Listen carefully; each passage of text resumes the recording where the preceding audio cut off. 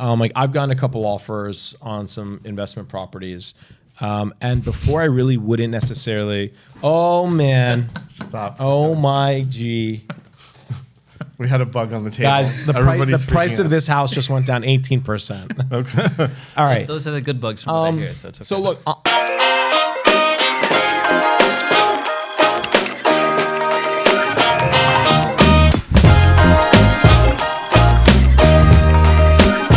Very excited to talk to you today about how to sell in a downturning market.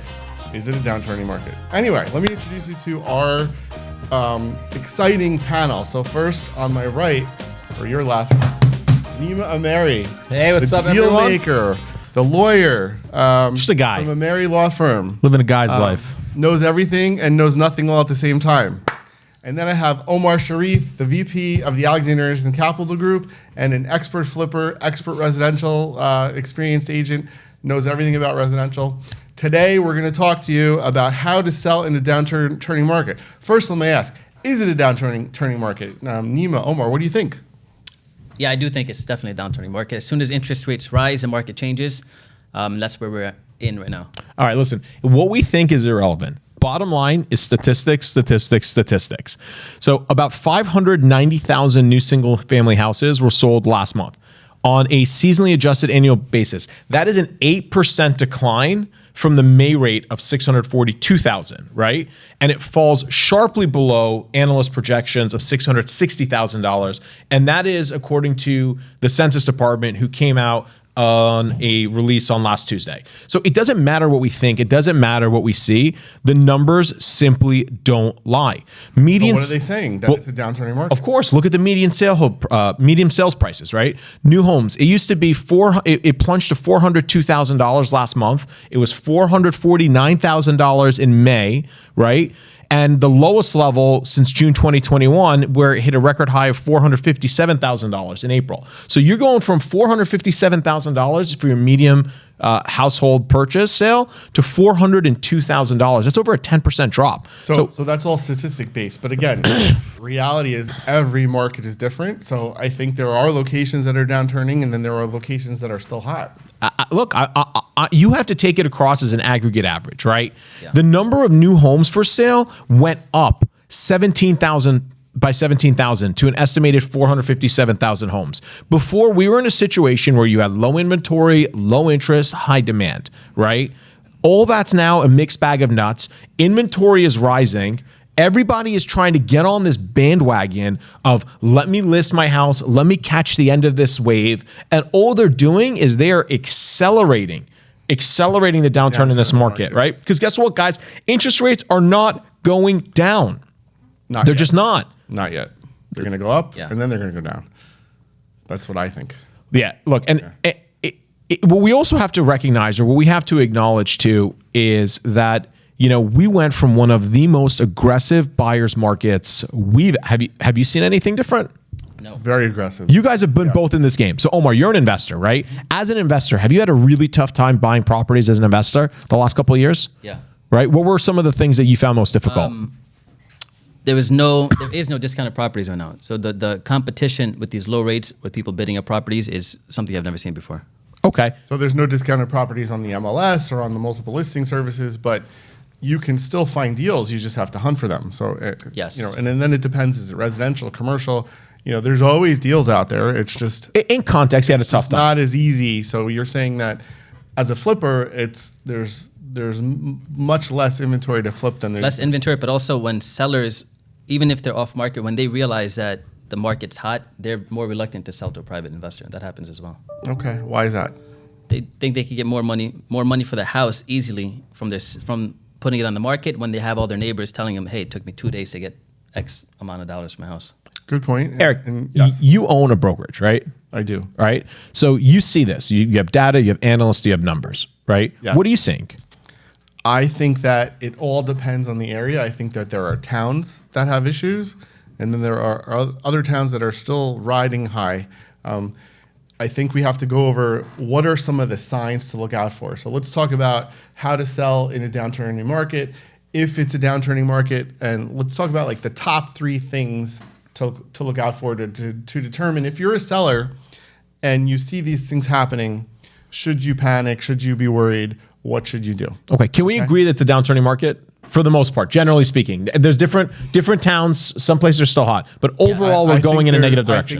I think it's out there. I think that potentially we're going in a negative direction, but I still think that there's still such a demand for homes out there. I mean, the housing starts are down, so I still think people need to buy, and I think that there's people are going to buy regardless of what the interest rate are. There are those people out there. Okay. So look, from someone who gives advice, how would you, what's the first step in selling in a downturn market like this, where it's not down yet, but you know it's not what it was a year ago or even 6 months ago, you know? So let's talk about the top 3 things, which will lead us to that first step. Okay. So top 3 things that I think you need to look out for to determine whether your location or your area is in a downturning market are, first, rising inventory. Okay, so you just read statistics about rising inventory, right? So Omar and I were talking earlier. Some towns in our market have rising inventory. Some towns in our market don't. So when you have a rising inventory level, what happens? Supply Prices demand. go down. Supply demand. You have more supply. Yeah. If demand doesn't go up, right? Do you think demand's going up or demand's going down with higher interest rates? I think it depends on the market, but in theory, you could say demand would be going down with higher interest rates. Okay. So you have increase in supply and you have, in theory, a reduction in demand. So what's that going to lead to for a seller? Lower price. Okay. Okay. All right. So we got rising inventory. We've got another factor to look out for: days on the market. Okay. How long, once something was listed, how long is it sitting there before it goes under contract? Okay. In a hot market, it would take how many days?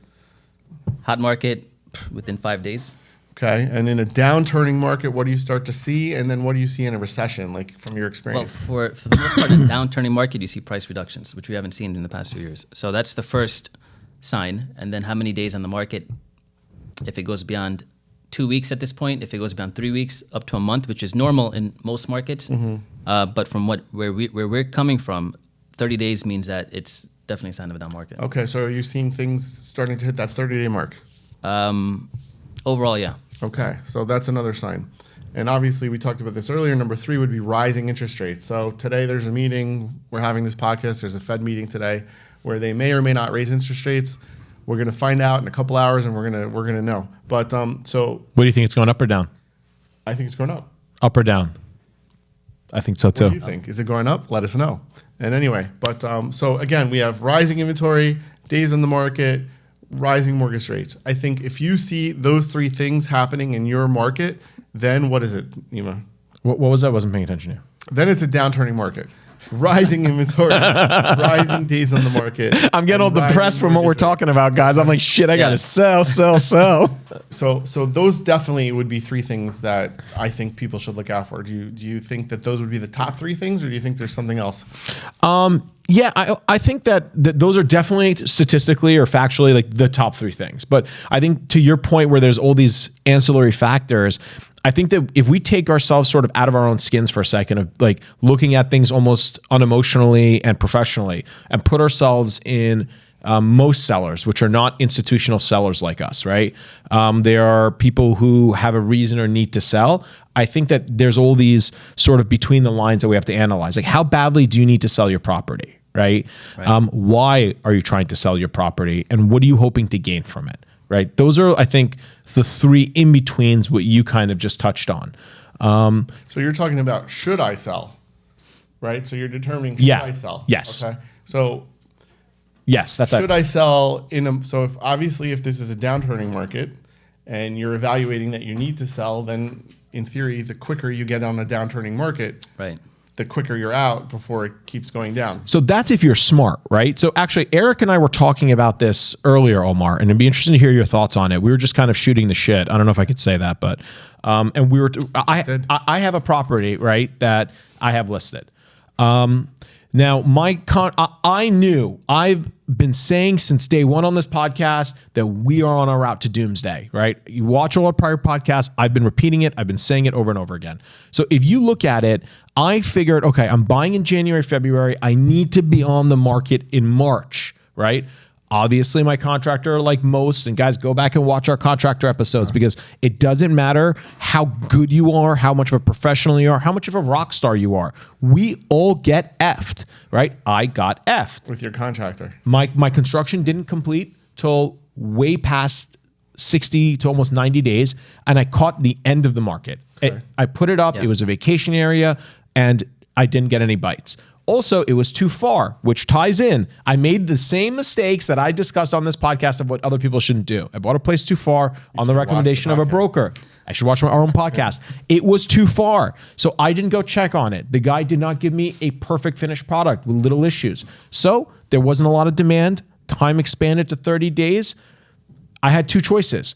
I can now say to myself, I bought very cheap, guys. My rule of thumb, and I've said this on the podcast before, if you buy at the right price, no matter what happens, you won't lose. I bought at the right price. At the heat of the market, I bought at the right price. Now, in this context, I said to myself, all right, you know what? Don't worry about it. You're in a great location. You put out a pretty decent product. Let me rent it, right? I went to rent it, $3,200 a month. I got offered up to $3,500 a month. Guys, that's a lot. I bought the property at $280. I'm into the property for about 60, 70. I'm in the mid threes, right? So did you rent it? No, I did the numbers. Didn't work. At today's interest rates, Yeah. I would lose on a refi. I would not get all my money out that I put in, right? So I would still have about 40 grand into the deal, Right. and I would lose $300 a month.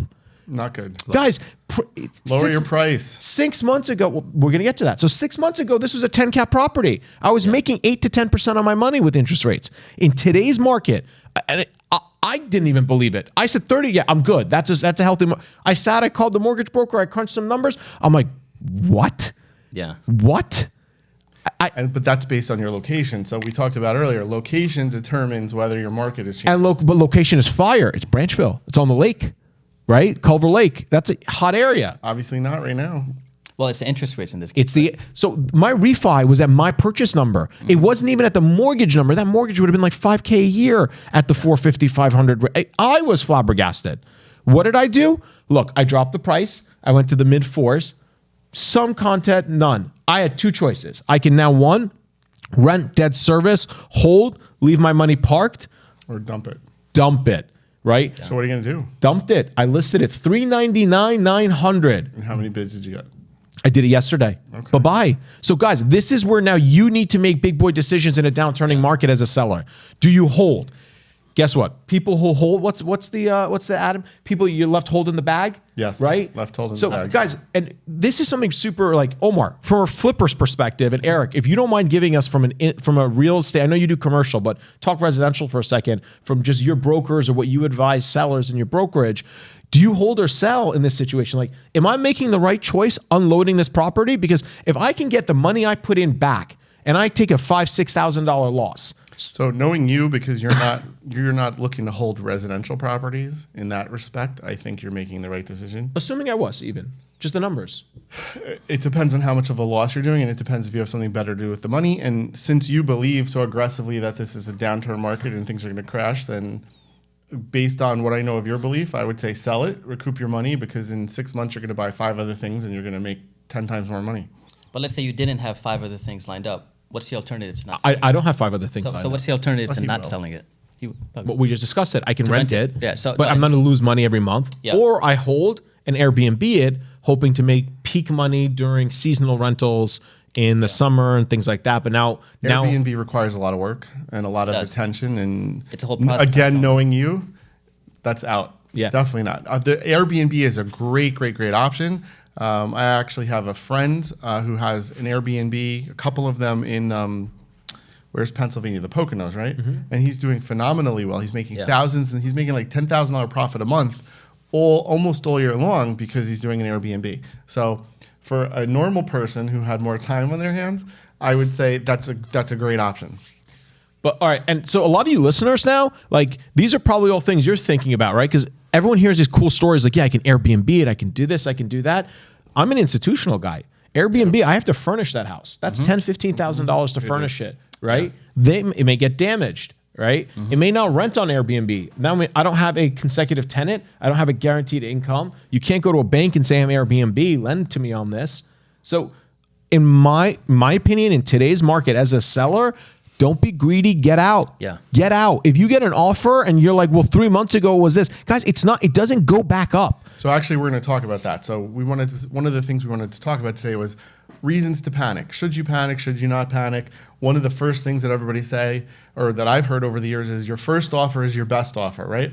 So let's talk about that. Should you take the first offer if you're a seller in a downturning market? What do you think? If it's close to your asking price and it is a healthy offer, take it, be done, move on. Yes, can you always do better? Sure, but you can always do worse. Omar. I'm on the same page, but usually we're still at the tail end of the peak market. So if you get one offer, chances are you will get a second offer. Okay. And take it sooner than later. So don't take your first offer, or wait. Well, if it's within the same 3 days. So how should you look at the inventory and see if rising inventory is happening and see? No, I would say if you list it accordingly based on what your realtor is suggesting, and you get the price close to asking, like Nima said, take it. I'm a big fan of first offer is best offer. I think when someone is aggressively looking in a town, especially for residential, whoever comes out strong at you on that first couple days, that's your buyer and you should take it. You know, I've actually, until you asked me that question, I never even thought about that, but the way you just structured it makes a lot of sense. If someone wants it and they're that aggressive, you know they're coming in strong and they're coming in hot. Yeah. So that's actually a really, really good point. I'm going to keep that in mind in the future. So I think in a non-down market, in a rising market, your first offer is not always your best offer, okay? But I think in a downturning market, your first offer is potentially your best offer. Yeah. So you know, guys, and today's, is this a seller's market too? I negotiated a contract I was in as is a $15,000 drop, right? And my answer to them was really simple. Okay, hold my deposit. Go put it on the market. See how long it'll take and how long you'll have to wait. Right? Oh, if you think that you can do better and you think that you did me a favor, right, then fine, I'll get my deposit back anyway. If you didn't, guess what? You're going to be coming right back to me to close at a lower number. So let's just cut out the middleman. They closed at a lower number. Sometimes that works. So let's talk about location. How does location affect your downturn in the market? So some locations, do you think that plays into a whether or not a market is down? That 1,000%. Listen, what does it say? The bigger you are, the harder you fall. So, and statistically speaking, if you do some research, you're going to see, currently speaking, the housing markets that are falling the hardest and the fastest are Arizona, Utah, Nevada, and LA. Okay, why do you think that is? Because those are the markets that also went up the fastest. Okay. Things that shoot up because of novelties, right? Everything to me has a natural growth level, right? You need to, things that grow naturally because of maybe the town has new amenities, new construction, more people. You'll see a steady growth over time. You're not going to see a huge bump. But if you see like these kind of areas that are on the cusp of becoming, and they're just the right price, so people rush to it, and then you have panic buyers where now they see a rush, so everyone is just trying to outbid each other, and they get hype. What's the right word? Like risen off hype. Yeah. Well, guess what? They're going to drop the fastest. The more stable markets that have been around for a long time, maybe you don't see the greatest level of increase, will probably be your safest bet. Like let's look at a sub New York City market. Let's look in our area, Bergen County. Some towns around us already are very expensive, and you don't see massive jumps in them, right? Yeah. They're not as hot as other areas around here, but they're consistent. They've been consistent for a long time. So now those other areas that are hyping up real quick, all of a sudden get the brakes pulled on them. But these other areas that have always been consistent, may not be the hottest, may not be the coldest, usually tend to be your long run safe bets because you have people who constantly want to live there for amenities, schools, things like that. Those areas will always be consistent. So let's talk about drop, right? So in an area such as the New York market, if we're in a downturning market, would you say that an area like New York could drop 5 or 10% versus one of those areas we were just talking about, Arizona, is maybe going to drop 25%? What do you see as that, Omar? Yeah, I think going to your point earlier, when you're in a down market, some towns may not be affected at all. We have towns like Ridgewood, Paramus, so on and so forth, in suburbs of New York. These towns are not affected as much, but 5% can be expected. That's not significant. Okay. But typically in the real estate market, it's secondary to the job market. So we all know that when the job market takes a hit, real estate follows a few years afterwards. Okay, so a 5% hit, really, if it's $1 million house, that's $50,000, not the end of the world. Why do you think only 5%? It's interesting. Where'd you get that number from? I just got it because Eric mentioned it, but I'm just saying I'm- 5% is not a significant amount. And a town like Ridgewood, I haven't seen it since as long as I've been in real estate, hasn't taken a significant hit. So if it is to take a hit, 5% is not a big deal. Sure. So I can tell you right now, I'm in the market for a house. I actually just put an offer in over the weekend. We had a bidding war. So a bidding war in a what price point would you say that house is in? It's not a starter 10 house. million. FU money price point. 10 million. It's not an FU money. It's, FU money price point. No, maybe a tiny bit above average. a tiny bit, just a little bit. And we had a bidding war, and we had to go back and forth and make a better deal in this downturning market. So again, I'm a big proponent of location plays a factor. Right. So if you know your location and you know where you're buying, or if you know your location and you know where you're selling, if you're a one-of-a-kind house that no one else can replicate, or it just fits that need, or if you have the right mix of bedrooms, or if you're close to the school, or if you're close to like a religious institution, sometimes it doesn't really matter. Yeah. You're going to get that number no matter what it is. The house that you purchased, how many homes were on the market in that town? About 30, but in the price point that I purchased at, there was like 2 or 3. 2. Okay. That's an example of a town where the Yeah. demand is going to remain. Yeah. And then the town that I'm potentially going to leave is, I think there's 13 homes out of like 5,000 potential homes. I mean, there's no homes for sale. So that's an example of today's market. There's really no downturn. Now let's see what happens. Yeah, are things sitting on the market a little bit longer? Yes. Does it depend on the condition of your house? If you have a move-in turnkey house, then Yes. then that typically is going to get you a better offer and it's going to be faster. If you have a project house, okay, that's going to affect also whether or not you're going to sell as quickly. Sure, Okay. sure. So- So just to your point, let's guys, Redfin. So REDFIN, Redfin, phenomenal data source. If you're a seller, whatever you are, look at them. They come out every month with statistics. They list properties. You've seen them. All of you guys watching this podcast, you've Googled it. Check out Redfin. Redfin gives you housing market updates with actual statistics from sources, right?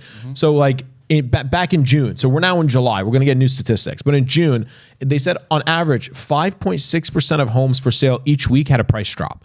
A record high as far back as the data goes.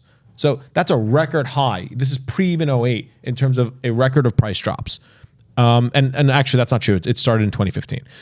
In other words, it says 22.4% of homes for sale during the entire 4-week period had a price drop. So a quarter of the houses you see on the market, their prices dropped right now. Sure. Well, that also shows you that you have to pay attention to what your market says, and you have to list your home appropriately. So if you're still shooting for these crazy numbers, or if you're just shooting for a crazy number in general, then of course you're going to have to do a price drop. If you put your house out there at the price that it should be listed at, or within that realm, it's going to sell right away. Do you know what I'm seeing as a lawyer? So guys, as a lawyer, we're sort of on the front stage of the stupidness of buyers and the greediness of sellers. I thought We that was see it. Realtors may be on the same page as you, but yeah. I'm trying to be nice because probably a lot of people watch us as realtors, and maybe I've been a little bit mean to y'all for a while. Oh, no, never. So, as is, like literally just didn't know what gives a shit. Water tests, like just whatever. You guys are giving the house away.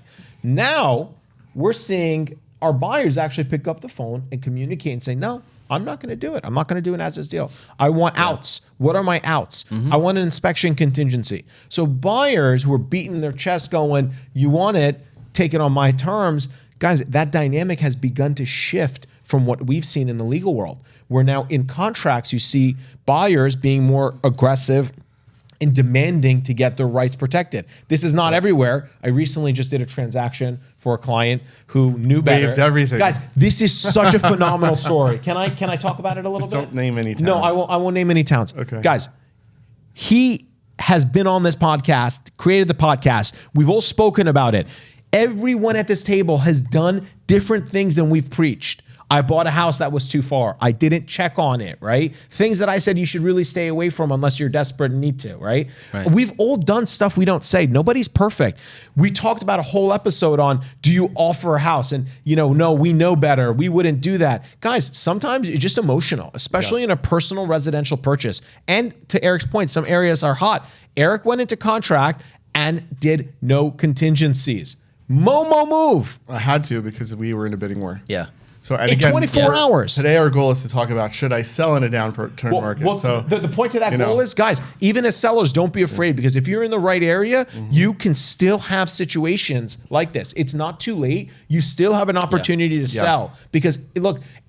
To Eric's point, though, you didn't have to bid over ask. There were some things you gave some concessions, but you did have to give some stuff up. So as a seller, So potentially, I didn't have to, but I mean, that's partly my charm. I think helped that scenario. But if it wasn't me, I would have said yes. I would have had to bid over ask. Okay. So this again is based on location. So while I think yes, we're trending downwards, I still think location. If you're in the right location as a seller, you don't ever need to panic. So guys, you hear statistics on both sides. Like it's still okay to sell now. Don't be like, oh my God, I'm not going to sell. I'm just going to get destroyed. No, there are still areas that are hot and you can get good products, things you want. Now, of course, there's also areas otherwise that, maybe. Right, like where you bought your investment property. But that's further out from New York. Absolutely. Yeah. Again, location. Do you think that suburbs like around major cities will hold better through a recession or a downturn? I absolutely do. So you think as a seller in a suburb around New York? It depends also on the job market in that area. Yeah. If you're like in a coal mining town and the coal mine shut down and Financial hub then. Let's say financial hub. I think yes. Yeah. Maintain the values. Yeah. Omar, so you do your find fund flip class, right? Do you think that you would change your methodologies in find fund flip in terms of where you find with a change in the economy and a downturn in the real estate market? With the change in if the prices went down, inventory went up, would I change? Generally, I don't think I would. So the formula that you teach in find fund flip is actually doesn't matter what economy you're in. No. Follow that formula and you're good. Right. It's all about how you Right. buy. Right, We because talked about similar that. to the deal you mentioned, if you buy at the right price, you have enough margin to make adjustments as you need to. Eric, as a guy who owns a brokerage, right? Would you advise your residential agents to tell their clients who want to sell to wait, or would you think now's the right time? It all depends on the factor for selling. If you're looking to absolutely maximize your dollar amount on a record level, then maybe not. But then it would also determine where you are and what's available in that location. But if you want to sell because it's part of your plan, then absolutely sell. So I think here's the $1 million question, right? Because let's assume the people who are listening say, all right, you know what? Maybe we'll wait because we want to kind of hit higher numbers.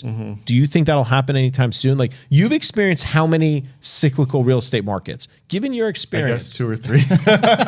don't judge Eric by his gray hair, everybody. But based off your experience, when do you see a rebound in real estate typically after a drop? Couple years. It just Many depends. years. So it's not like they're going to come back in 6 months and relist. Like No. if they're not going to sell now, they have to understand that they're until the foreseeable future, they're there. They're not moving it. I think so. And I think part of that fact is as a buyer, if you're buying something that's on the way down or on the way up, if you're going to stay in that location as a buyer for your own residence for 5-10 years, I think the average people stay in a house for like 10 years. Yeah. Doesn't matter. It doesn't affect you. It's as an investor, if you're looking to get out of something in 3 to 6 to 9 months, that's when you really need to worry. So you have to gauge what you're going to sell something at, as you did, and you missed the market because you're a contractor in theory, so you're going to lose money. So Eric, can I ask you another question? Right now, you're on both sides, right? As running a brokerage, you're on sell and buy, Yes. right? For people listening to this podcast who maybe have just decided recently they want to get into real estate, right? They've been following us and they're like, shit, man, aside from Nima's good looks, he taught me so much about real estate. I'm going to try this. And, Omar too, and even you, Eric. So with that being said, would you tell them, guys, right now, jump on the sell side or buy side? Like, where would you steer people trying to get into real estate now? As far as an agent who's looking to... Just anybody. So Any side of real estate. It's always better to represent sellers because you have more control of a transaction. I think that whoever holds the gold in theory is the winner. So by having that listing, it just gives you control. Now, if you're in a downturning market and there's 500 houses for sale and there's 10 buyers, you would argue that whoever holds the buyer in their pocket has more control. But it's really based on what you price the product at. A good product is always going to sell if it's priced appropriately. So you just have to figure out what end you want to be on based on that. But if I had to pick one in a down market, I would probably pick representing buyers. What about in terms of from investors, whether you're fix and flip or you're someone who wants to like buy, hold, and rent? So today's market, the rents are still going up. So I would buy, hold, and rent. I would rent everything. And in an area that was going down price wise, I would aggressively look and see what I could buy. And if all of a sudden there were 50 houses on the market from 5 and then it went to 100, now all of a sudden I could start throwing offers at things and make 50 offers, make 50 lowball offers and see what's out there. Okay. When would you see, and Omar, to your point too, right?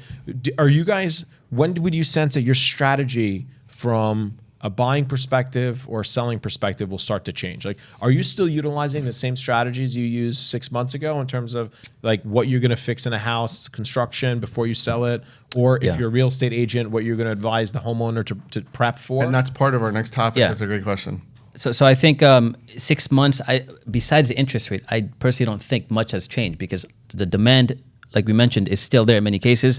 A flip project still has to be a good finished product, and the numbers still have to work. So I don't think we're there yet where it's such a drastic change in the economy where we have to make significant changes.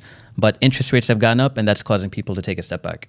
So let's talk about if you have a home that you need to sell, how important in a down market is it to make that home beautiful? In a down market? Yes. In a down market. I would say probably a lot more important than a market that we've seen in the past 2 years because people will not waive inspections or just take the property as is. They'll demand more. You may have more competition. Okay. So you have to deliver a good product because the days of just taking everything as is are coming to an end. I don't think they're there yet. So if you're in a down market and you need a new roof, if you're in a down market and you need some touch-up paint, and you're in a down market and you need a new driveway, you do that? You do it. You just cut and run. I would do it based on what my competition is offering because if a buyer comes in and doesn't like what I'm offering, they have other options at this point. Whereas for the past 2 years, they didn't have many options and sellers had an advantage. So then the difference between selling in a downturn versus an upwardly moving market is you need to be more cognizant of what your house looks like. What it looks like and what your competition is. Okay. So I'm usually, because from an investment standpoint, I have an understanding of this, but who's usually the person that guides you on this? Because there's no way, like this data that you're talking about, there's no way that a first-time seller, someone who's been living in their house for 10 years, they don't know this stuff. They can't. Where do they get this information? So that's a great question. A lot of people go to their local real estate agent to get advice. And there are a ton of amazing real estate agents out there. And we highly recommend interviewing and listening and talking to them and getting opinions.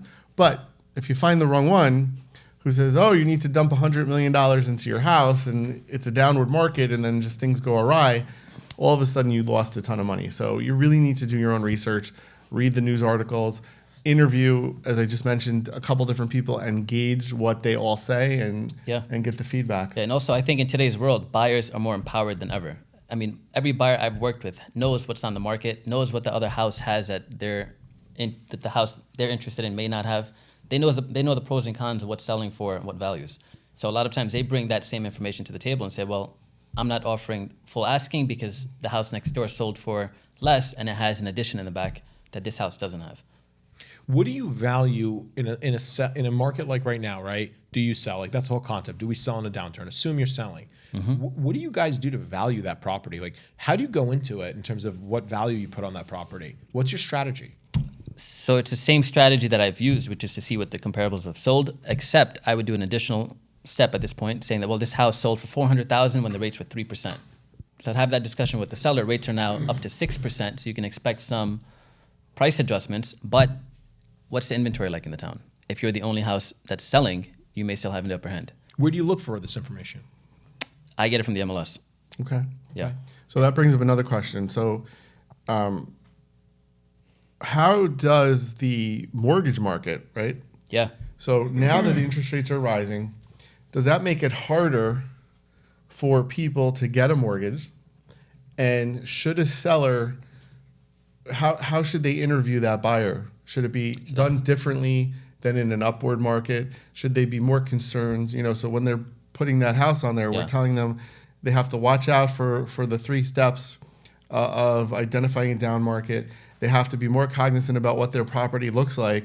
What about when they're going to accept that offer? What do they need to worry about? So that's a great point. I have a couple of statistics here, many of which Nima already mentioned. But as far as mortgages, mortgage demand right now is at the lowest since the year 2000.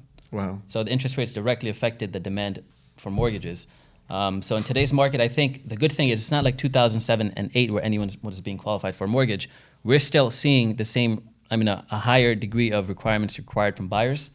So if a seller has an offer from a buyer and it's a pre-approval from a legitimate mortgage company, you can assume that that person is qualified to buy. Okay. So I don't think the requirements have not changed yet. But the amount the person can afford has changed. Okay, so and that's what we have to pay attention to. Stressing that having that pre-approval is even more important than ever.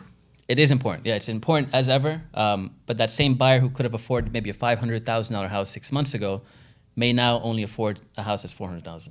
Okay. Any other things that Nima or Omar that you see that a seller should be concerned about when accepting that buyer? Because remember, we talked about sometimes that first offer is the best offer. How do we know whether that's a good buyer in the situation? And because the market is turning in a downward motion, time is of the essence, right? So they have to make sure that they pick the right buyer. What other things would you look out for? Yeah, so that's a great point, right? Like I've gotten a couple offers on some investment properties. And before I really wouldn't necessarily, oh man, Stop. Oh my G. We had a bug on the table. Guys, the price of this house just went down 18%. Okay. All right. Those are the good bugs from what I hear. So, it's okay. So look, I'm not good at this, right? I actually suck at picking the right buyers because I usually don't care. I just look at numbers and I look to see who's willing to offer me the most. And I'm kind of like... So tell us from your legal perspective. Yeah. So what I advise my clients, right? I wish I practiced what I preached is so people... When the market interest rates are low, more people are going to qualify because they'll be able to make that monthly nut based off their income. When rates go higher, I would advise my seller clients when they're picking an offer to look for back in the traditional way as whoever put the most amount down, right? Yeah. Because that tells you multiple things about that person. They've been planning for this. They've thought it out. They've saved up for it. They've done their calculations. So someone who's got a significant amount of down payment, psychologically speaking, this is someone who's prepared to buy a house. He says, this is how much I can afford. And when he goes to get his mortgage, he'll probably get approved because he's already done the due diligence himself or herself to get to that point. Now, when you see people who are like, yeah, I'm going to put down 2.5%, 5%, a very low number, those to me are people who have not necessarily been planning for this purchase. It's something that came up by necessity. Maybe their wife's pregnant, they had a kid, maybe they just want to move to a different area, maybe they got a new job, want to quickly upgrade their lifestyle. These types of people are going to be a little bit difficult when it comes to the approval process, right, especially with higher rates, because now, they have not planned for this and their income may not match what's required or the bank's underwriting requirements. Now, so you're saying look out for that down payment. Yeah. But also you have to include people who do have a lower down payment, they are qualified, but they won't be able to compete against people who have a higher down payment, right? Because there's plenty of buyers, first-time home buyers, they're well qualified, they've been planning, they have all their eggs in a row, ducks aligned. So what are you saying? That we put ducks in a row, ducks walk in a row. You have well qualified, eggs don't walk, first-time home buyers who are going to put down 20% versus someone who's still well qualified, has been planning for the past year, has everything aligned, they're ducks, but they won't be able to compete against someone who has 20% down payment, and that happens a lot. But why should they be able to compete? Right. So just differentiating that they may be those a better people, person. Yeah. So you're both saying you need to really pay attention to the down payment, the product, the type of financing, the ability to close, the ability to come up with extra cash if it's needed. Explain why. Like why is that such a better offer? What's the process that as a seller you need to be concerned about? So if you have multiple offers on the table and one of them is a first-time home buyer, it's unfortunate, but that FHA mortgage has more requirements to begin with. Right. So let's talk about some of those. What are some of those requirements for an FHA mortgage? So when an FHA mortgage, they send out their own inspection company person. Okay. So that's back to the better your house product, the less issues you're going to have. And they may have requirements that a traditional mortgage doesn't have. Very basic things. So give us 3 of them. One that comes to mind is I had a flip that I sold, and the porch didn't have railings. Okay. But it wasn't really a steep porch to begin with, but FHA required it. Traditional banks would not require it. Another one is if there's any chip paint around the house in the basement and the exterior, FHA most likely will ask you to paint over it, even though it's something minor. FHA will pay attention to what else comes up. They just have their own specifics. Electrical. Outlets. Yes, and also their appraisal is more conservative. Very important to know. And that's one thing that I always highlight, that if you have two competing bids, the FHA most likely will come in at a lower appraisal. So if you have two competing bids, because remember, again, we're in a down market. Our goal is what? To get this product sold as quickly as possible because we think the market's going. And week by week, things could change, right? So if you have two offers, one is FHA and one is a conventional. Let's say the FHA is higher than the conventional. What do? You still weigh the options of taking the chance of going with an FHA. I've been in that. Take the lower number. Yeah, I've been in that many times because to give you a perfect example, I had a seller recently. The FHA came in 40 grand above the next offer. Wow. I advised him not to take it because I didn't think the agent knew what she was doing. Omar thought she was dumb. All right, so what happened? Tell us. Well, because agents do that. They throw in any offer because they realize that the appraisal is going to come in and adjust their carelessness. And I explained that to the seller, but he bought into their, what's that letter called? Bullshit? Yes. So they submitted a letter. They gave him the whole emotional approval pitch. letter? No, Tomfoolery. the emotional letter. So they put what's called a love letter. Yes. They put So hi, my family wants to live here. We love the house. Yeah. Which I still support that. I know some people don't. So but it's I frowned always think upon. A letter to Eric Yeah. wears his heart on his sleeve. He's a good guy. That's why. Yeah. So he did buy into it. Okay. And because of that, he chose that offer, and it completely wasted about 3 months of his time. So He played himself. Yeah. So he lost. He lost the offer, he lost the time, and he lost the next house that he was going to buy because it was contingent on that offer. All because of that letter. See that? Dumb. Yeah. So you can accept the letter, but just make sure you do your due diligence behind it. So the numbers on this house, I still remember, were the offer was 470. It appraised for 410. Okay. FHA. We took that offer out. Then he even said, and this is why a down payment is important. He said, instead of 470, I'll take 420. Just bring an extra 10,000 to closing. They didn't have the funds. Wow. So that deal got canceled, and he accepted another offer at about 445, conventional. And he lost 3 months of time, guys. And the next house. Guys, remember, when you sign a contract, it's not like, oh, if this falls through. That process is a 30 to 90-day process. So if you pick the wrong person, right, or you're greedy, and this is kind of when we went back earlier, do you drop your price? Like, do you hold or move, right? If you're greedy, your downside is far more. You're not dealing with like a $500 product. You're rolling big money here, usually a few $100,000. And the impact is severe. It affects your life. These are life decisions, right? If you, statistically speaking, the Google search term homes for sale is down 23% from last year. Like when the Google searches drop 23%, where are you going from there, right? So if you say, now I'm going to wait for the next one, there may not be a next one. Or if you want a couple bucks more, or you get some shiny little toy in front of you, you may lose. And guys, you're gambling. Yeah. So if you want to sell a property right now, my advice, if you're getting around what you want, because remember, what you want may not be what it's worth today, right? If you're getting around what you want, take it. Take it. At least you know the deal is done. It's banked, whether you're an investor trying to sell or you're just a regular mom and dad looking to sell their property, to move, downgrade, or you want to move your kids to a different neighborhood. Take the offer that you have in hand. Because remember, if you're getting offers that are less than what you're asking, odds are high when you go to buy something else, you'll be able to offer less than what's being asked for as well. Good right? point. Right. So this is big picture thinking, which is one of the things that I always teach. Look at the big picture, look at the overall experience of what's happening. And if your goal is to move because you want to move on with your life, or if your goal is to sell because you think that it's a down market and you're going to get out now, but you can make more money on 5 other things in the future, just do it. As Nima said, don't let little numbers or little pieces bog you down and get into that. I want to also talk about the mortgage again.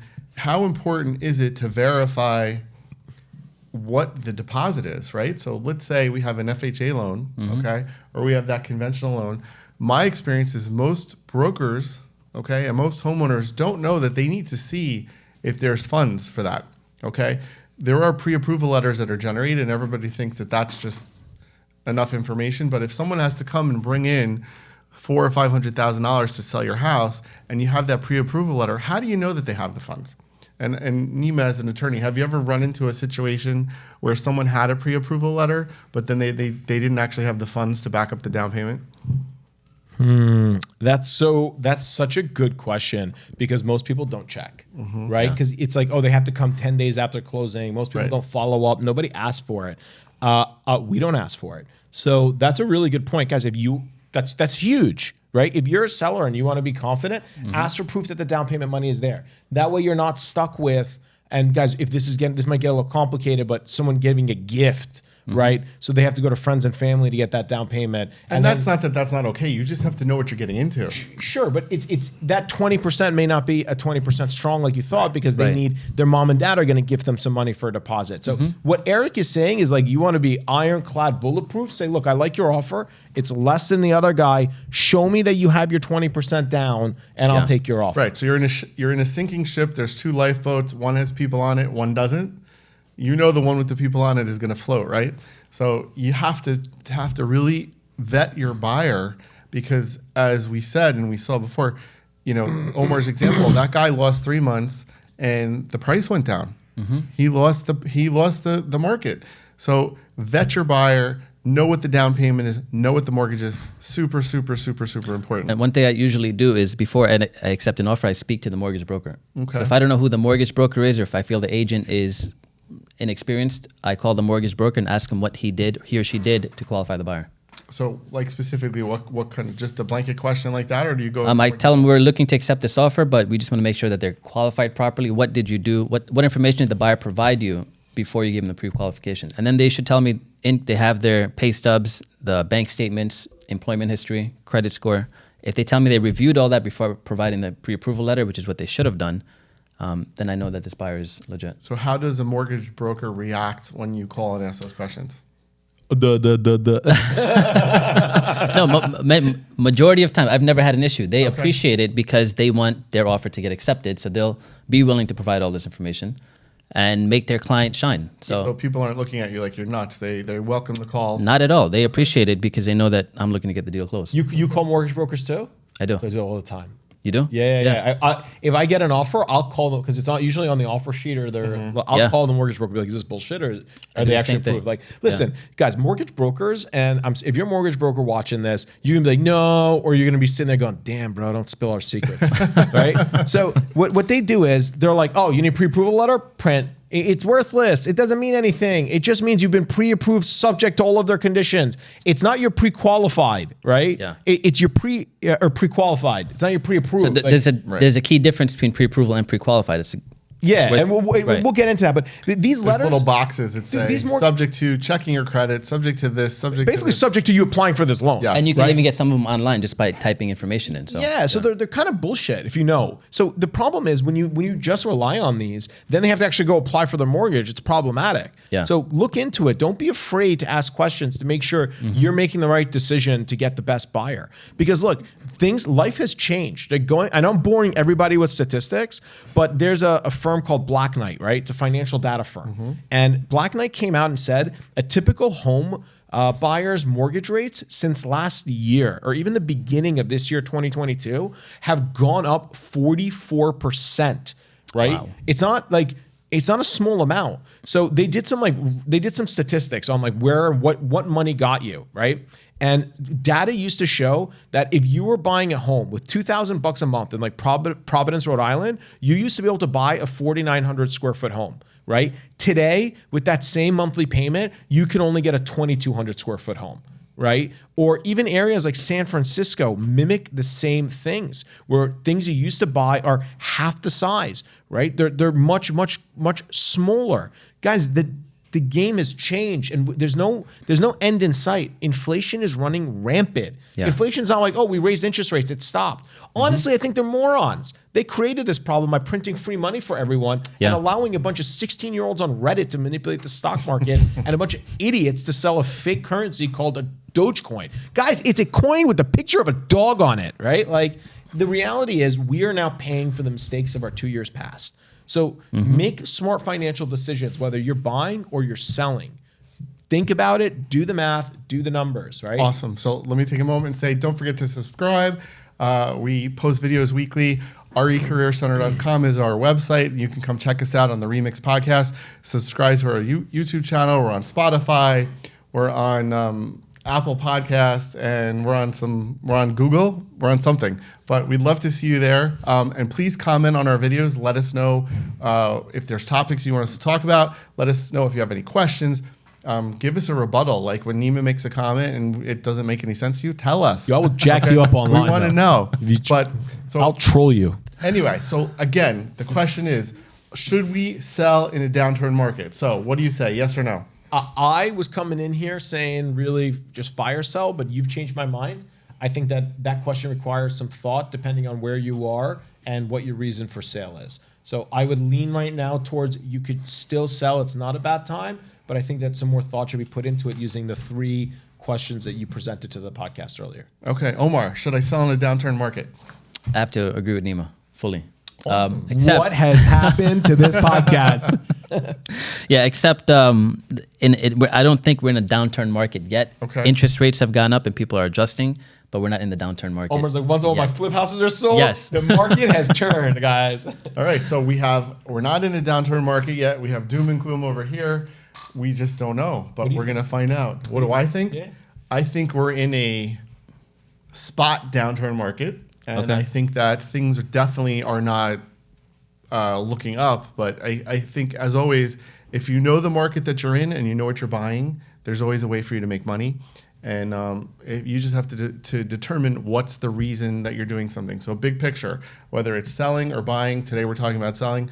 What's your big picture? If you've had that house for 10 years and you're retiring to move to Florida, does it really matter, right? If you are moving because of a job and you're getting a $500,000 a year pay increase, it doesn't matter, right? So it really depends on the situation. Know what your situation is, and that's how you make those decisions. Yeah. Super easy. We are going to do another video up and coming soon about should I buy in a downturn market. That's going to be totally different arguments than you saw today. We're super excited about that. But again, as always, thanks for watching the RE-MIX, and we will see you next time. Wear your shark hats for that episode, guys. If you visualize it, you can own it.